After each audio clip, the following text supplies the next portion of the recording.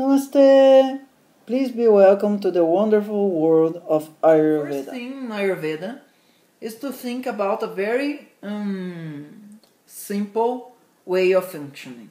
There is one cell, it has to eat, it has to digest, and it has to put off the metabolic waste, right?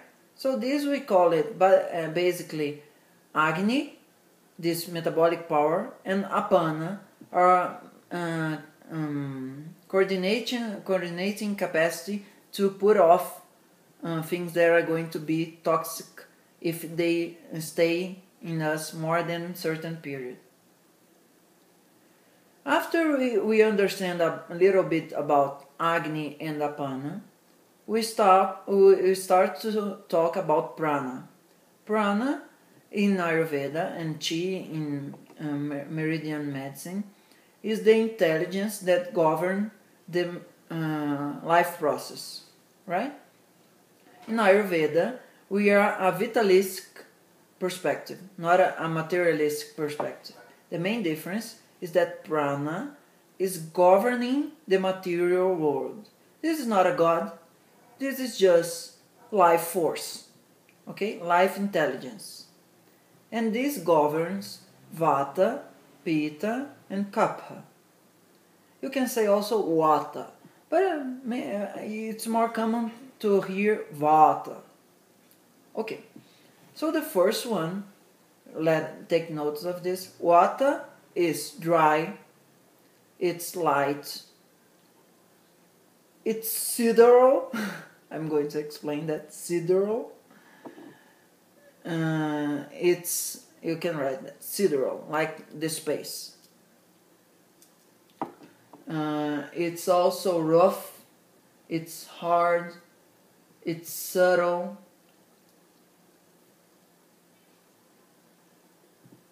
Maybe I remember another one. But the thing is that Vata are mainly increased by these characteristics, these qualities, these gunas. I'm going to talk about these characteristics as gunas now on, okay? Yeah, Vata is not cool actually, because if it's nearby the sun, it gets hot.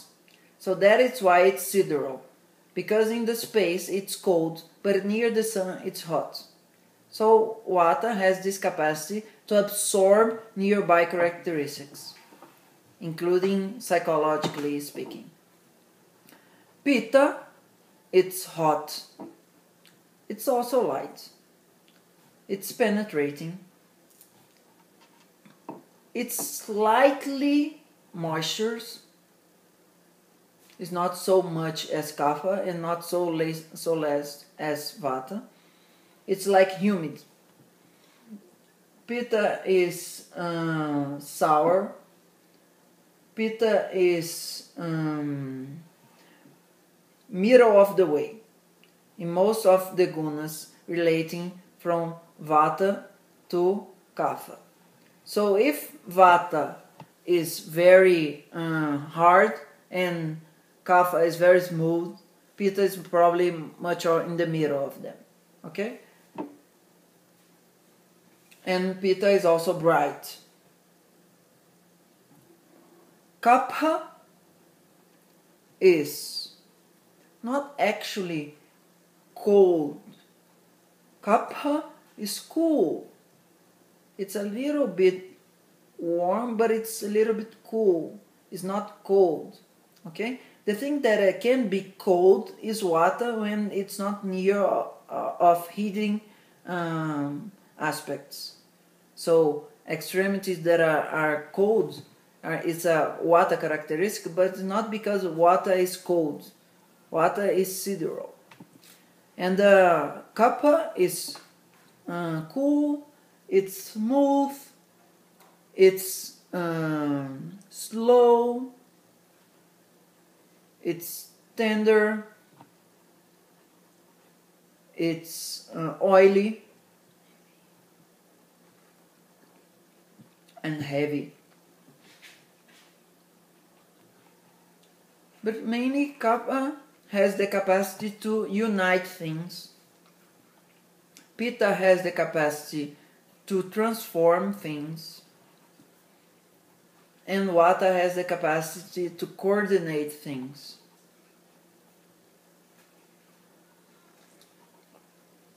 So Vata, Pitta and Kapha are functional systems of prana. Prana governs Vata, and Vata governs Pitta and Kapha. Okay? In a certain way, you can say that all the things that are related to digestion in our body are governed by Pitta.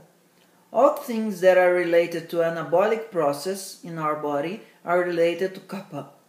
And all things that are related to coordination, functioning, is related to Vata. Right? And everyone has Vata, Pitta and Kapha, including the plants. Everything that is living, including other animals, are alive by the act of these three fundamental energies that can be called dhatus, but you're going to usually listen them as doshas. But doshas is only when they are disturbing your agni, and dhatus is when they are doing their proper functioning. Okay? So it's people usually say, oh, I want to know what my dosha is.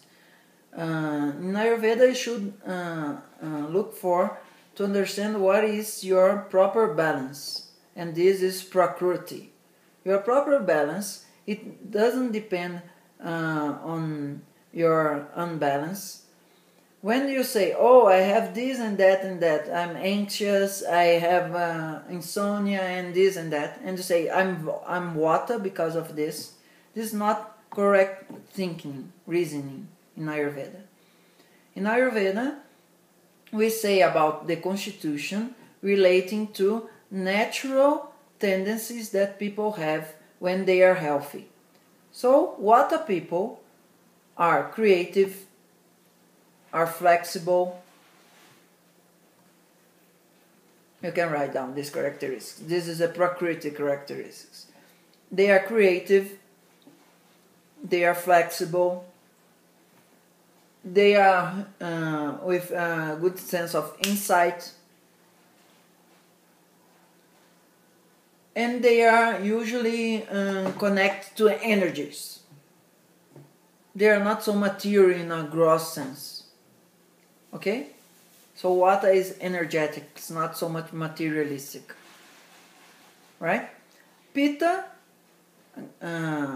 characteristics of Prakriti, of nature, is working, intelligence,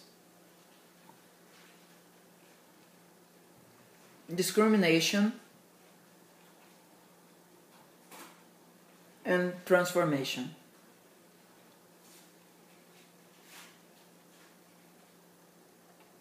And Kapha characteristics is tenderness,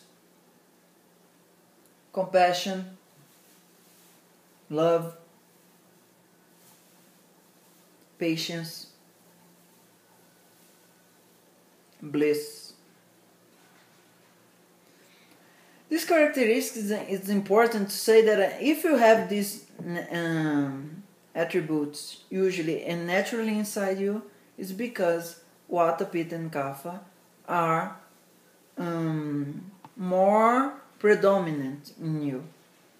But you can have three of them in a more balanced way. You can have one of them more prominent. Usually you have one more prominent and the other one, the second one, working very strongly also. But it's not so important in the first moment to know your nature, because everyone is with Vata increasing in our society nowadays, because agitation and a lot of impulses using computers, this disturb Vata. So our lifestyle, when we use a lot of computers and a lot of automobiles and cell phones and all this stuff that it's a lot of impressions all the time. This disturbs Vata. When we live in a very competitive world, when we use a lot of salt and spice in our food and everything is sour, you have to make your living, you have to warn the world. This aggravates Pitta. Excess of competition and excess of things that are hot in our system as these flavors, they aggravate Pitta, and people start to be angry, jealous, with hate and inflammations in the body. And Kapha is aggravated by a lot of sugar and oil stuff in our food, and also sedentary living. No exercise will increase Kapha in everyone. And also, in a certain way, lack of love. And so people start to eat to compensate this lack of love. So in Ayurveda, we see Vata, Pitta and Kapha as dhatus, as things that promote our health. And also, when they are unbalanced, we see Vata, Pitta and Kapha as doshas, things that disturb our health. So, usually people, when start to study or to get to know Ayurveda, say, oh, I'm Pitta and I need to follow Pitta lifestyle. Please help me to find out how to manage my Pitta lifestyle. That's not so. Okay? When we are living along Ayurveda guidelines, we are dealing with our unbalance mostly. So if I'm in a place that it's with high altitude, that it's dry, and I'm with no my usual routine, I'm traveling, my Vata is high. Even if I'm not Vata constitution, I'm going to take care of my Vata. And in the same as Vata, Pitta and Kapha.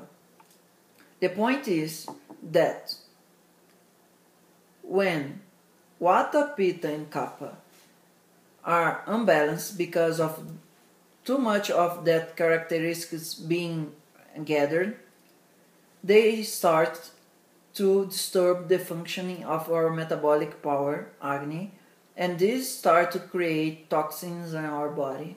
And this is the beginning of disease in Ayurveda. So in Ayurveda, before we are sick, we lose balance of Vata, Pitta and Kapha in our digestive system. They start to circulate in our system through the skin. This I'm not explaining deeply, but I'm making the guidelines. And after this imbalance that people feel, oh, I'm not feeling good, oh, I'm starting to get sick, but the doctor doesn't say that you're sick or still. There are 6 stages of illness. The illness process in Ayurveda has 6 stages. And what our medicine says that it's sickness is the 5th one. So in Ayurveda, we have tools to deal with the sickness process in the first 2 and 3rd stages that we can do in our home with spices and changing food guidelines and changing pranayamas and this kind of stuff, that we put our Vata, Pitta and Kapha again on the track, and then we have our Agni or metabolic process working well again, and then health is restored by prana. So in Ayurveda, there is much more attention to the beginning of the imbalance than only to use drugs when we are out of track. Okay? So if the train starts to be out of line, if you just do a slight change, it gets on the train track again. But if it's over, if it falls the hill, then it's very difficult to put things on spot again. Right? Good. Yeah, it's possible. You can take care of your health by online counseling. Namaste.